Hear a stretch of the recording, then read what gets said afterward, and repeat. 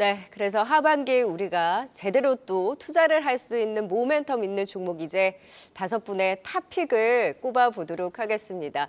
지금 하반기 주요 이슈로 앞서서 이제 총 20종목을 살펴봤다면 이번이 진짜입니다. 와우넷 파트너가 엄선한 유망주, 네, 지금 총 5종목.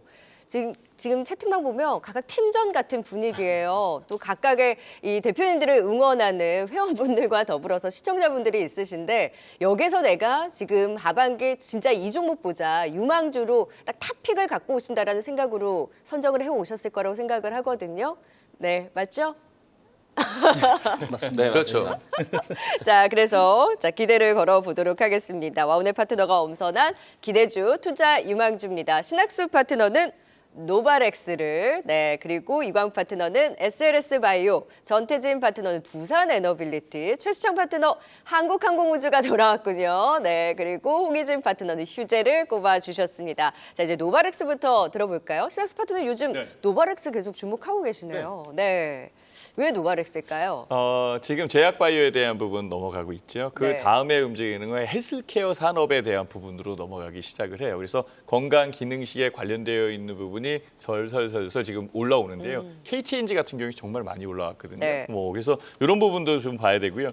노바렉스 같은 경우에는 건강기능식품을 제조하는 회사고요. 원료 제조, 그다음에 그 수출입 관련되어 있는 부분, 연구 개발 모든 것을 토탈 지금 하고 있어요. 특히 40여 개국과 지금 거래를 하고 있는 상황이기 때문에 그 파트너십이 공고하다라고 이렇게 말씀을 드릴 수 있지요. 원료 제품부터 토탈 서비스를 하기 때문에 노바렉스는 각각의 수요처에서 중요한 여건을 지금 역할을 하고 있는 상황이고요. 2분기 실적 같은 경우에는 매출이 44%나 늘었어요. 817억 이렇게 나오는데요. 2분기 실적이 늘 수 있었던 것은 1분기 실적의 부진에 있었던 부분을 해결했기 때문에 그렇습니다. 즉 원료 수급에 대한 불안정이 해결됐는데 이 원료 수급의 원료 제품의 잔티젠이라는 건데요. 이 잔티젠은 미역과 석류에서 추출한 성분으로 결합해서 만드는 건강기능식품인데 원료 수급이 굉장히 어려웠었던 상황이에요.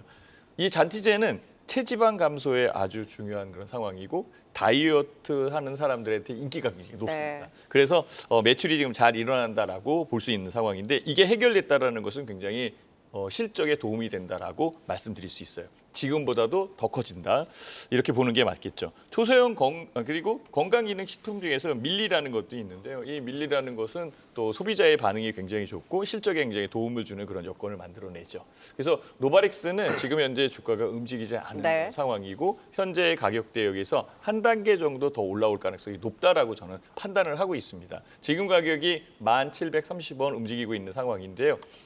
현재의 가격에서 충분히 12,500원에서 13,000원 이 부분까지 갈 가능성이 높고요. 이 갈 가능성이 높은 부분은 조금 더 이른 시점에 좀 짧게 볼 수 있는 이 여건이 있다라는 거죠. 그래서 전략적 종목으로 제시를 한번 해봅니다.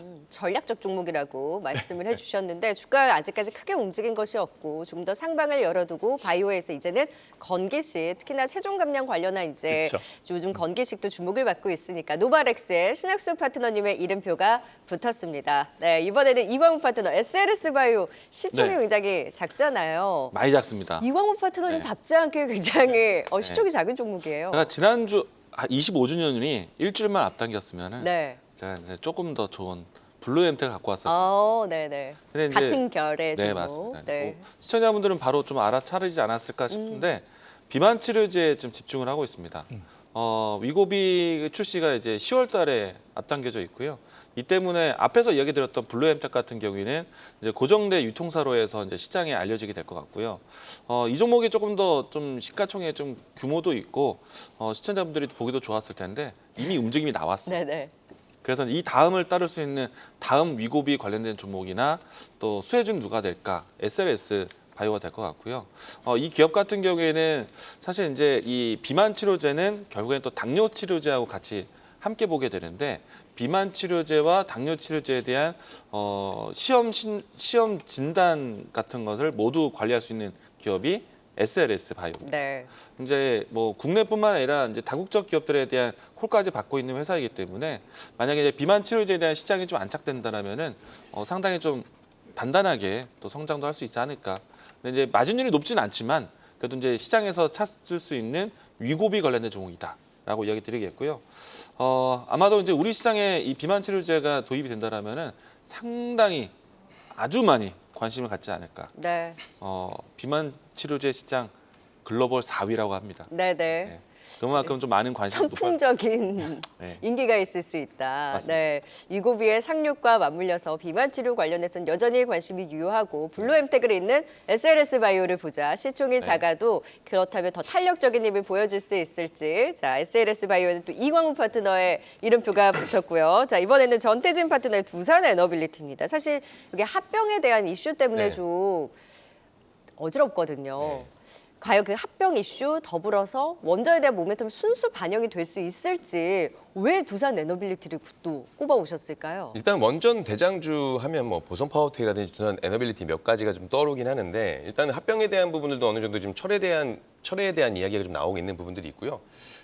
지금 결국 하반기에 대한 부분들을 보고 있잖아요. 네. 제가 지금 하반기 중요한 이슈를 좀 미대선을 좀 꼽고 있는데 아까 교집합에 대해서 좀 주목을 해보자라고 말씀드렸습니다. 근데 지금 이 원전 관련돼서도 제가 보게 되면 민주당이라든지 공화당이라든지 어쨌든 이 원전에 대한 그 미국의 패권 부활을 보는 그 시선은 같거든요. 네. 그러니까 민주당은 기후 변화 대응 차원에서 이제 청정 에너지로 꼽히는 이 원전을 활성화하고 하려고 하는 거고, 공화당의 트럼프 대선 후보 같은 경우는 이제 에너지 패권을 위해서 원전 쪽에 관심을 가지고 있다라고 보시면 될 것 같습니다. 그러니까 접근 방식은 다르지만 어쨌든 지금 결과론적으로 지금 방향성은 같다라는 이야기가 될 것으로 보여지고 있고요. 이건 이제 미국 대선에 대한 부분들이 하나 있는 거고, 그리고 이제 우리나라를 봐야겠죠. 지금 현 정부의 정책에 대한 그 원전의 정책에 대한 기조는 스탠스는 아마 다 아실 겁니다. 친원전 이제 정책을 가져가고 네. 있고요.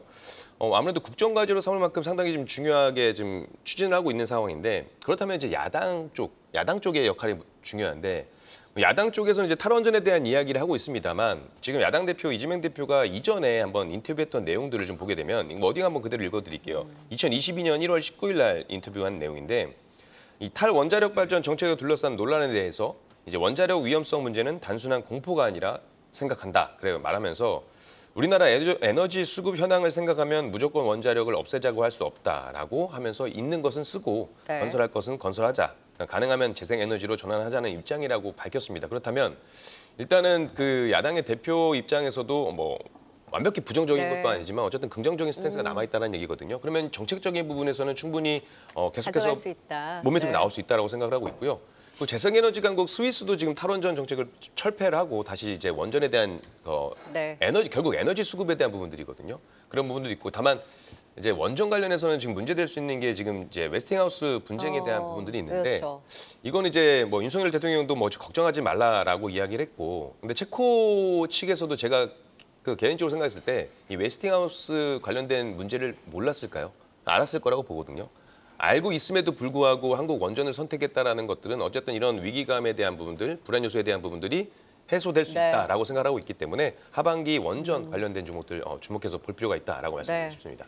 테마주의자 전태진 파트너 두산 에너빌리티를 또 들고 오시니까 굉장히 또 의외입니다. 자, 이번에는 최수창 파트너의 한국항공우주. 제가 기억하기로는 2022년도였나요? 한국항공우주가 미친 듯이 갈 때 그때 주 종목이 한국항공우주 아니셨어요? 2020년도 이제 3만 그죠? 원권대. 그러니까요. 근데 타이밍 의장이 이 종목에 대해서 잘 잡아주시는 것 같은데 다시 한번 한국항공우주 이제 좀 주목을 해볼까요? 저는 이제 4분기인지는 몰랐어요. 네. 그래서 25주년이라 네. 30주년 때 다시 빛날 수 있는 종목. 길게 봐야 되나요? 5년 뒤에 저를 또 불러주세요. 30주년 뒤에. 5년을 바라보면서 갈까요? 네. 한국항공우주는 사실 제가 이제 리뷰를 한번 하고 싶었어요. SK하이닉스는 제가 방송 코너가 매주 나오니까 어디서 파는 건 아실 텐데 한국항공우주에 대해서는 몇 가지 짚구멍이 있어서 좀 한 번 더 강조해 주고 싶어서 네. 방송을 낮에 매일 나오다가 아직 안 나오니까 정말 오랜만에 나왔잖아요. 네. 한국항공우주는 어쨌든 주가가 한 2년 연속 지금 계속 4만 원, 6만 원대에서 5만 원대에서 왔다 갔다 긴 행보를 하고 있거든요. 요 정체기에서 포기할 거냐, 계속 가져갈 거냐, 저는 계속 가져가야 된다고 봐요. 다만 여기서 주목할 것은 앞으로 수주가 증가되는 것들은 동남아라든가 유럽에서 조금씩 나올 겁니다. 근데 폭발적인 건 결국 동남아나 동유럽이 아닙니다.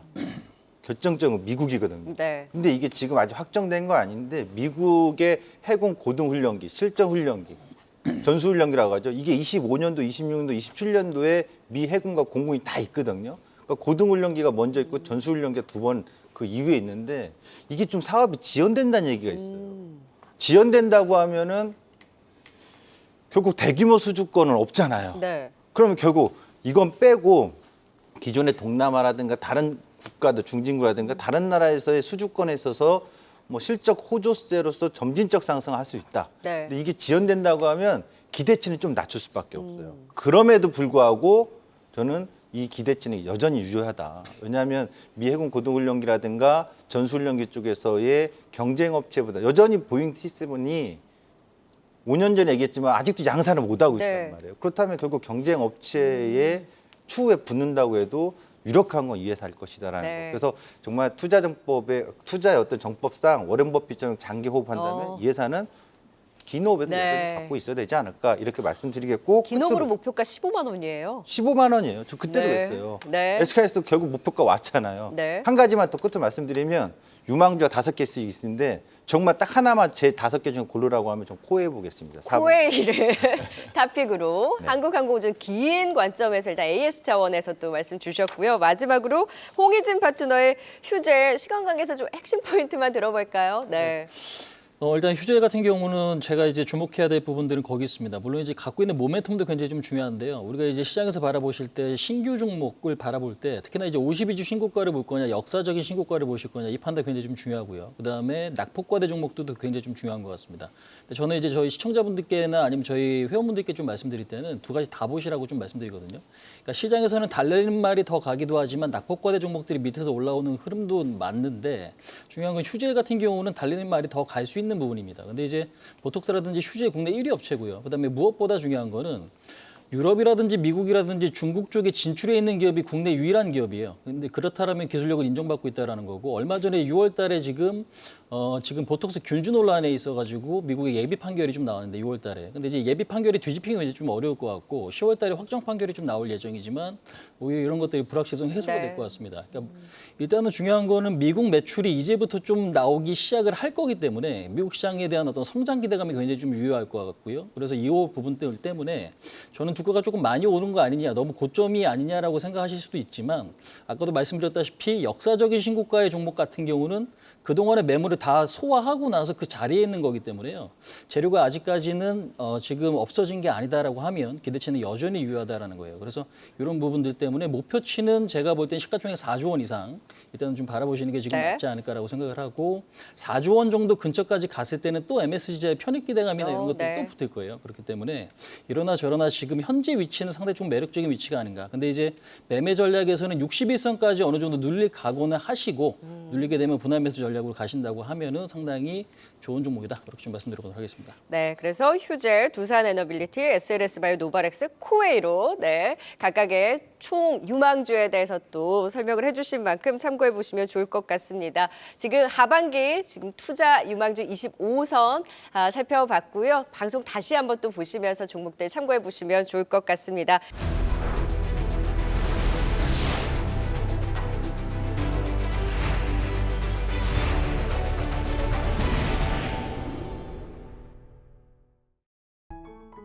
계속해서 다양한 경제 이슈를 알고 싶다면 구독과 좋아요, 알림 설정 부탁드립니다.